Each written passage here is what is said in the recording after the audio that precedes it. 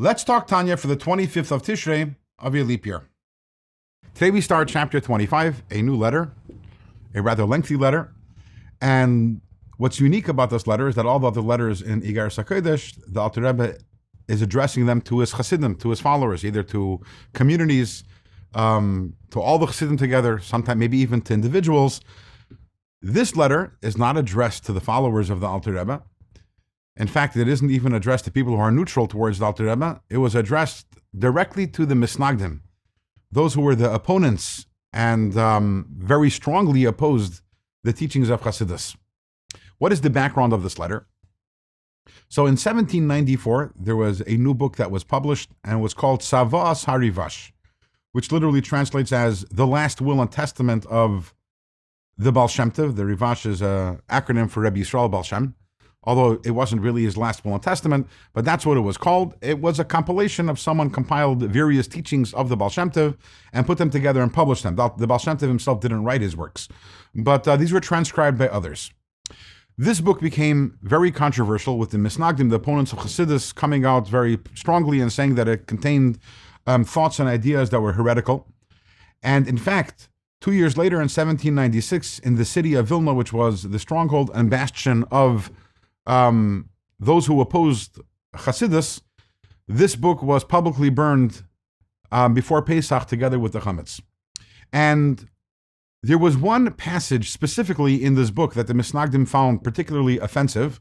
And in this letter, the Alter Rebbe is coming to defend that passage and will explain how everything that's written there is 100% corroborated by that which we find in the writings of the Arizal. What exactly is this passage which the Alter Rebbe is coming to defend? We'll get to that later on in the chapter, but first the Alter Rebbe is going to give us some background information which is necessary in order to defend that passage. And the Alter Rebbe quotes a saying of our sages, which is Kol HaKoyis is Ki'ilu Oived Avodah Zarah, that someone who becomes angry, it's as if that person is guilty of idolatry. In simple words, anger is tantamount to idolatry. Now, this is a surprising statement, especially if we understand that everything in Torah is precise and exact. You want to say that it's bad to get angry, okay, but why idolatry? What is the connection between anger and idolatry? Maybe say it's like murder. Maybe say it's like adultery. Obviously, when Torah says that two things are similar to each other, or one thing is as bad as the other, so obviously there's some sort of inherent connection between the two. They're related. They're actually the same thing. In which way is anger the same thing as idolatry? So Alter Rebbe explains that the essence of anger, why does someone get angry, is when someone feels that something unjustified has happened to him or her.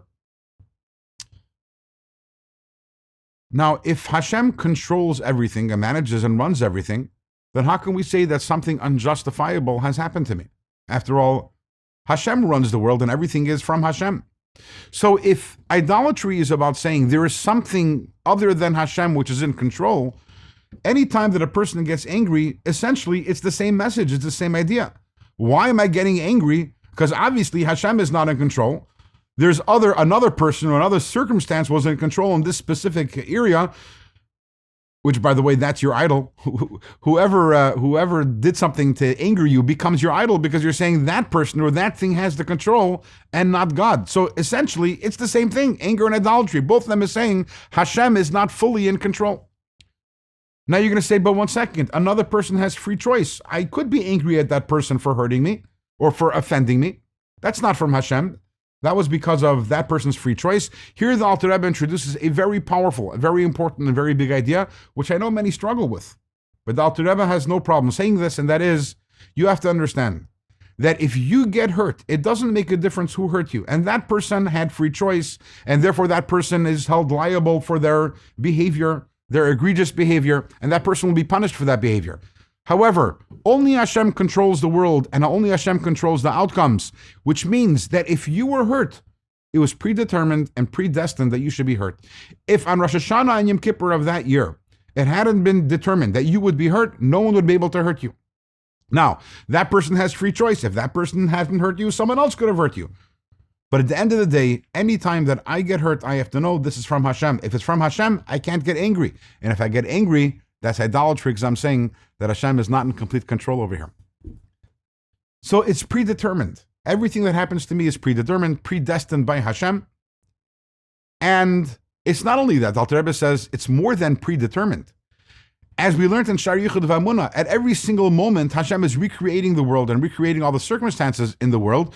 So that very event, which was hurtful to me, was created by Hashem at that moment. So how can I get angry? If I believe that Hashem is good and Hashem loves me, how can I get angry? Now, this concept of Hashem recreating everything in every circumstance at every single morning, at every single moment, is something that we will explore further in tomorrow's Tanya.